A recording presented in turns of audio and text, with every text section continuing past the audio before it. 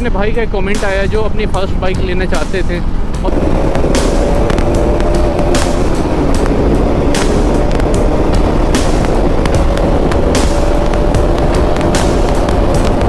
अभी स्विच कर रहा था तुरंत ड्यूक से अपनी आरएस पे, तो एक बहुत ही बड़ा डिफरेंस मेरे को देखने को मिल रहा था जो था फेयरिंग और नेकेड का। भाई आपको लगे ये इतनी ज़्यादा फ्लिकेबल चीज़ है, इतनी अच्छी चीज़ है, तो भाई हैंडलिंग वैंडलिंग मतलब इतना कॉम्पैक्ट आपको फील होगा। थेरेपी से काम कर रहा है बिल्कुल, अभी नॉस्टैल्जिक फीलिंग आ रही है जैसे।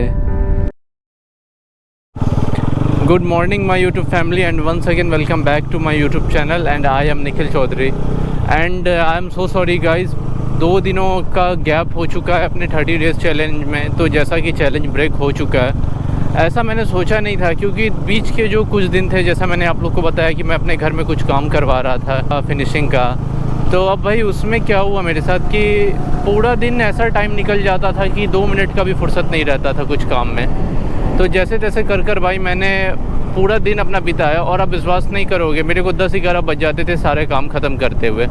तो वो सारे काम जब ख़त्म हुए गाइस, तो उसके बाद मैंने वापस से अपना स्टार्टिंग किया भाई दोबारा। 11 बजे कल काम ख़त्म हुआ और मैंने 11 बजे अपनी बाइक साफ़ की और उसके बाद निकला हूँ। तो एक्सक्यूज़ेस क्या दूँ, बस सारी चीज़ें बता रहा हूँ कि पॉसिबल हो नहीं पाया। कि मेरा मन था मैं 30 डेज़ राइड करूँ, ब्लॉग करूँ, और दिन भी एक्साइटिंग। आप कैसा शूट करते हो, बनाते हो, वो अलग चीज़ होता है। आपकी दिन कितनी बोरिंग है उसको फिल्म करके दिखाना एक अलग आर्ट होता है, तभी कोई भी आपकी ऑडियंस देखती है, आप लोगों को भी अच्छा लगेगा। वरना अगर मैं कितने भी अच्छे प्लेस पर जाऊँ, अगर उसको आप लोगों को सही ढंग से दिखाऊँ नहीं तो फिर वो बेकार है। तो उसके लिए टाइम चाहिए, क्वालिटी चाहिए, एडिटिंग चाहिए, शूटिंग क्लिप्स चाहिए, एंगल्स चाहिए। तो वो चीज़ के कारण अपना 30 डेज़ चैलेंज हो चुका है ब्रेक। बट स्टिल अभी मैं गैप नहीं करूँगा, कोशिश करूँगा मैं जितना हो सके मैं 30 डेज़ तक उतना मैं उस चीज़ को अभी कंटिन्यू कर पाऊँ। ज़रूरी नहीं है कि मैं ब्रेक कर दूँ, मैंने अगर नहीं हो पाया तो मैं छोड़ दूँ। एंड गाइज़ आज हम आए हैं एक राइड पे और एक बहुत ही इंपॉर्टेंट टॉपिक के ऊपर बात करने वाला हूँ मैं, क्योंकि मैंने रिसेंटली ड्यूक 250 पे बहुत सारे वीडियो शूट किए थे। जैसा कि मैंने उस पर आप लोग को बताया था, टॉप स्पीड का वीडियो था और रिव्यू था, वाइब्रेशन था। तो उसमें अपने भाई का एक कमेंट आया जो अपनी फ़र्स्ट बाइक लेना चाहते थे और ड्यूक 250 लेने का प्लान कर रहे हैं। तो ये वीडियो मेरे दिमाग में इसलिए आया कि उस चीज़ पे मैं बात करता। अभी स्विच कर रहा था तुरंत ड्यूक से अपनी आरएस पे, तो एक बहुत ही बड़ा डिफरेंस मेरे को देखने को मिल रहा था जो था फेयरिंग और नेकेड का। और अगर आप लोग मेरे पुराने व्यूवर्स हो तो आप लोग को पता ही होगा कि मुझे फेयरिंग बाइक कितनी ज़्यादा पसंद है और क्यों पसंद है। क्योंकि अगर Z900 और 6R में से हमेशा 6R को मैं क्यों चुनता हूँ, तो मैं वो चीज़ आप लोगों तक पहुँचाना चाहता हूँ, बताना चाहता हूँ। तो उसके पीछे का रीज़न ये है गाइज़ कि फेयरिंग बाइक में और नेकेड बाइक में एक बहुत ही बड़ा डिफरेंस है कि फेयरिंग बाइक्स जो होती हैं उसके प्राइस रेंज में सबसे पहली चीज़ कोई भी चीज़ में पैसे मैटर करते हैं। तो जैसे कि आपको जो चीज़ की अगर 200 सीसी मिल रही है फेयरिंग में, तो वही चीज़ आपको नेकेड में 250 सीसी की मिल जाएगी। क्योंकि फेयरिंग पार्ट्स में मटेरियल लगते हैं, पैसे खर्च होते हैं, उसका पूरा riding posture, handle bars, so many things change होती है। तो अब बात करते हैं सारे बात मुद्दे की। तो जैसा कि मैं आप लोग को बता रहा हूँ, आप लोग को अगर सेम प्राइस रेंज में सेम मोटरसाइकिल अगर आप पिक करोगे, तो जैसा कि आप लोग अगर ये पिक करोगे, अगर आप लोग चाहोगे कि मैं नेकेड मोटरसाइकिल लूँ, तो उसमें आप लोग को जो उसका थ्रोटल पंप एंड टॉर्क मिलेगा वो नेक्स्ट लेवल मिलेगा। लेकिन सबसे इम्पॉर्टेंट चीज़ है, अगर आप एक राइडर हो, आप कम्यूटिंग मोटरसाइकिल नहीं यूज़ करना चाह रहे हो, आप उसको राइड यूज़ करना चाह रहे हो, तो अगर आप लोग नेकेड बाइक लेते हो तो सबसे बड़ी चीज़ जो मैंने नोटिस करी है, जब मैं ड्यूक 250 का वीडियो शूट कर रहा था तो 123 पे मैं उस टाइम मीटर नहीं देख रहा था, क्योंकि रोड काफ़ी ज़्यादा नैरो थी और ट्रैफिक थी। तो मेरा ध्यान आगे ही था कि मैं थोड़ा देखूँ आगे। तो मैंने सोचा चलो गोप्रो तो ऑन ही है, जितना रिकॉर्ड होगा।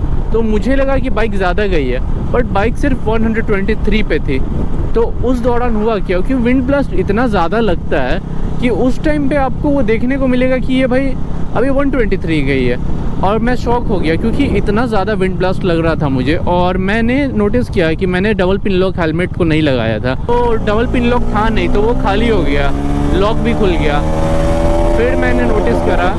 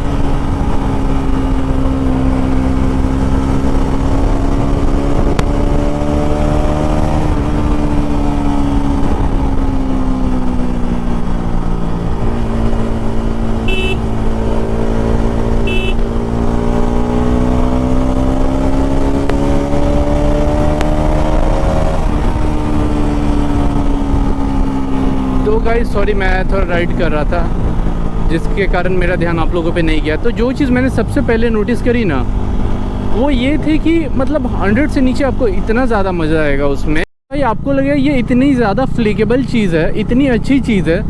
तो भाई हैंडलिंग वैंडलिंग मतलब इतना कॉम्पैक्ट आपको फील होगा कि भाई क्या चीज़ है ये, इसको मुझे लेके नहीं चलना पड़ रहा है। फेयरिंग बाइक में आपको इसको लेके चलना पड़ता है कुछ जगहों पे लो स्पीड और कंजेस्टेड एरिया में कि आप कुछ लेके चल रहे हो, बट उसमें ऐसी चीज़ नहीं है। और 100 से नीचे तो आपको इतना मज़ा आएगा।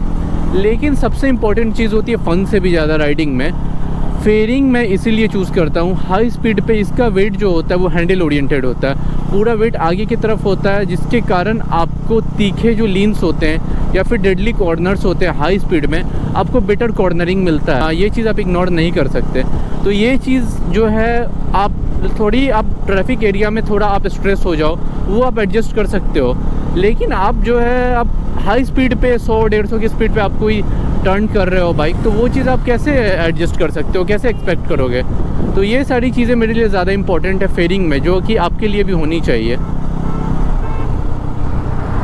तो ये चीज़ें मेरे लिए बहुत ज़्यादा इंपॉर्टेंट थी, जो चीज़ मैंने नोटिस करी। और सबसे इम्पॉर्टेंट चीज़, जब आप कम्यूटिंग के लिए यूज़ नहीं करते हो, आप राइडिंग के लिए यूज़ करते हो, तो आप ज़्यादातर हाईवेज़ पे जाते हो, और जैसे ही आप हाईवेज़ को पकड़ोगे आपको इतनी ज़्यादा विंड ब्लास्ट लगेगी 100 के ऊपर, इतनी ज़्यादा, मतलब कि आपको लगेगा कि स्पीड से पहले आप विंड ब्लास्ट से ही डर जाओगे। तो अगर आपने सिटी राइडिंग करनी है, अगर आपने ज़्यादा आपको हाईवे राइडिंग है नहीं, आप सिर्फ एज अ जॉब के लिए, आप अपने काम के लिए कहीं पिक कर रहे हो और आपको थ्रोटल फन चाहिए, सिटीज़ की ज़्यादा राइडिंग है, तो naked bike is best option for you. But यहाँ जो फेयरिंग बाइक का जो मज़ा है, जो मैंने नोटिस करा, वो लॉन्ग टर्म बेनिफिट है आपके लिए। तो अगर आप राइडिंग के पर्सपेक्टिव से लेना चाह रहे हो और चूज़ कर रहे हो, तो मैं हमेशा यही कहूँगा कि आप हमेशा जो है फेयरिंग बाइक ही परचेस करो। देखो 250 के बदला आपको 200 मिलेगी उस प्राइस रेंज में, वो अलग चीज़ है, लेकिन आपको ये बहुत ही बेटर ऑप्शन मिलेगी। और ऑब्वियसली आपको फेयरिंग बाइक है तो आपको जब बैठोगे ना, वो बाइक कंप्लीट ही डिफरेंट होती है। जो उस पर बैठने के बाद जो फील मिलता है उसको आप नेगलेक्ट नहीं कर सकते। इतना अलग आपको फील मिलेगा ना उस पर, क्योंकि इस पर बैठने के बाद ही आपको वो कंप्लीट चेंज हो जाएगा आपका फील, पर्सपेक्टिव, माइंडसेट, क्योंकि ये सीधा अलग फील देती है, कंप्लीट डिफरेंट। तो फेयरिंग और नेकेड के बारे में मैं अपने लोगों को ये बताना चाहता हूँ कि अगर जो बाइक लेने का प्लान कर रहे हैं और इंथुजियास्ट है, क्योंकि बाइक आपका एक दूसरा शरीर होता है, जो कि बहुत ही इंपॉर्टेंट चीज़ है। वो एक कम्यूटिंग का बात मैं नहीं कर रहा हूँ, जो लोग इंथुजियास्ट है, अगर नहीं भी ये फ्यूचर में बनेंगे तो वो चीज़ ज़रूर करें, क्योंकि आपकी बाइक ही आपकी पहचान होती है। और अगर आप मर्द हो तो आपकी बाइक या कार ही आपकी असली पहचान होती है। भाई कितनी ज़्यादा शांति है यहाँ पे, पूरे दिन में एक यही सारा पीस मोमेंट होता है जो माइंड को एक थेरेपी से काम कर रहा है। बिल्कुल अभी नॉस्टैल्जिक फीलिंग आ रही है, जैसे पहले की आती थी। मेरी तो स्कूल मेमोरीज़ कुछ खास है ही नहीं, क्योंकि मुझे वो जगह पसंद ही नहीं थी, ना मैं कभी ज़्यादा गया।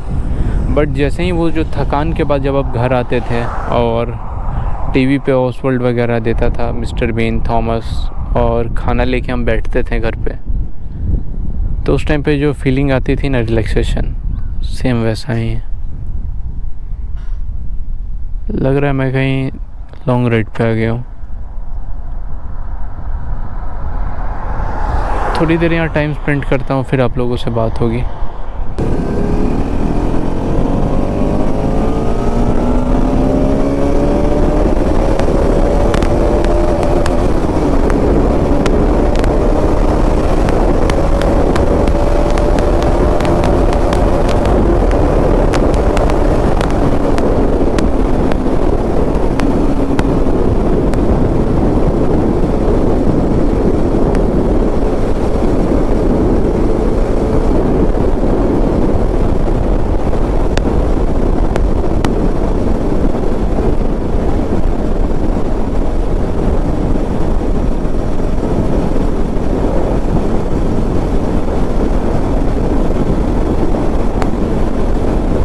वही बात है कि आपकी गाड़ी आपकी दूसरी शरीर होती है, तो आपको उसको सबसे बेस्ट चुनना है, क्योंकि वो कोई सामान नहीं होगा कि आप तुरंत बदल लोगे, वो एक लॉन्ग टर्म तक आपके साथ रहेगा।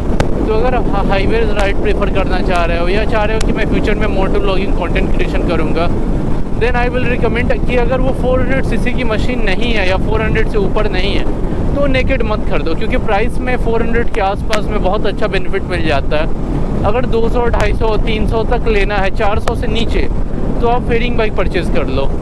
आप RR310 परचेज़ कर सकते हो। अगर उससे नीचे आपका थोड़ा बजट है तो obviously RS200 is best option in my opinion. अगर R15 आपको अच्छी लगती है तो आप R15 परचेज़ कर सकते हो। और बेस्ट मशीन चाहिए, लुक मैटर नहीं करते, तो देन गो फॉर RC200, उससे बेटर कुछ हो नहीं सकता। बट उससे ऊपर का और आपका बजट है और बहुत ही ज़्यादा आप चाहते हो पावरफुल मशीन, और ऑब्वियसली उतना ज़्यादा आपको इससे मतलब नहीं है, देन गो फॉर ड्यूक 390। वो भी कंप्लीट दूसरी मशीन है उसमें, और 300 सीसी की मशीन में 12 से 15 bhp का पावर जनरेट का डिफरेंस आप लोग को मिल जाता है। तो इसमें बहुत ही ज़्यादा फ़ायदा है। तो ये वाली चीज़ सोचा मैंने आप लोग को हाईवे राइड पे मैं डिस्कस करूं, क्योंकि जो भी लोग परचेज़ करना चाहते हैं, आई वांट कि वो लोग के लिए ये बहुत ही अच्छा ऑप्शन रहे। क्योंकि आप लोग अभी फ़्लो में कोई गलती कर सकते हो, क्योंकि इतने दिन से मैं जितना एनालाइज़ कर रहा हूँ सारी चीज़ें, फेयरिंग पे, नेकेड पे, मैंने क्यों चुना, मेरी क्या स्टोरी थी। तो इसी कारण मैं चाहता हूँ कि आप लोग भी अगर परचेज़ करो तो कोई मिस्टेक आप लोगों से ना हो। आप लोग आंख बंद कर कर ऑब्वियसली अपना बेस्ट बाइक परचेज़ करो, जो लेने के बाद आप लोग को रिग्रेट ना हो। जैसा कि मैं कितनी भी सारी मोटरसाइकिलें चला लूँ, फिर जब मैं अपनी RS पे आता हूँ तो मुझे कोई रिग्रेट फील नहीं होता। और आवाज़ का तो पता नहीं आ रहा है कि नहीं, क्योंकि विंड ब्लास्ट इतना ज़्यादा है आज। मैं बोल रहा हूँ काफ़ी ज़्यादा एफर्ट लगाकर, फिर भी हवा मेरे मुंह को बंद कर दे रही है। और बारिश जैसा थोड़ा मौसम है, जिस कारण थोड़ा सा विंड ब्लास्ट बढ़ चुका है।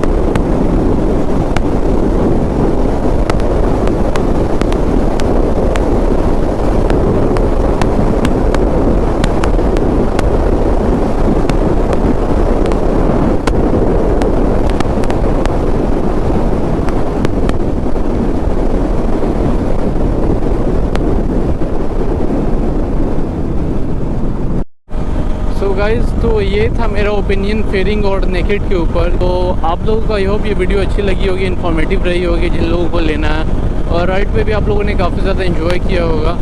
और मिलते हैं आगे और भी नेक्स्ट वीडियो में। तो वीडियो को करते हैं एंड। अगर वीडियो अच्छी लगी होगी तो लाइक करना, चैनल को सब्सक्राइब करना, एंड इंस्टाग्राम का लिंक मैं डिस्क्रिप्शन में दे दूँगा।